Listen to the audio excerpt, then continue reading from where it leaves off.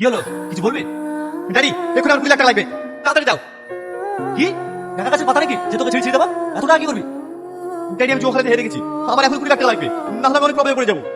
তুই জানিস এই জায়গায় পৌঁছতে আমাকে কতটা পরিশ্রম করতে হয়েছে? আর তুই মদ খাবি, জুয়া খেলে হারবি, আর সেটা আমাকে দিতে হবে? অফকোর্স আমাকে দিতে হবে, আমি তোমার একমাত্র সন্তান, এই সমস্ত সম্পত্তির মালিক আমি, আমাকে তুমি তো টাকা দিবা। হ্যাঁ দেবো তো, কিন্তু তোকে নয়, তোর সঙ্গে যা বিয়ে হবে সেই মেয়েটাকে। ও, তার মানে তুমি বলতে চাইছো আমি বিয়ে না করে তুমি আমার নামে সম্পত্তি লিখে দেবে না, তাই তো? একদম ঠিক, কারণ তোকে যদি সম্পত্তি দিই তুই তো আমার সম্পত্তি এক মাসের মধ্যে বিলীন করে দিবি। এটা তো আপনি ঠিক বলেছে, আমি রানীকে বিয়ে করার জন্য রাজি। এই মেয়ে, তুমি চুপ করো।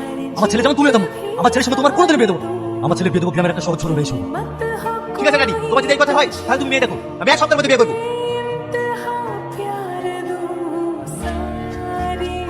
সেদিন তোমার সাথে ওইরকম ব্যবহার করার জন্য I am sorry. It's okay. আর কিছু? বলছিলাম এক গ্লাস পানি হবে? অফকোর্স, আপনি বসুন, আমি দিচ্ছি।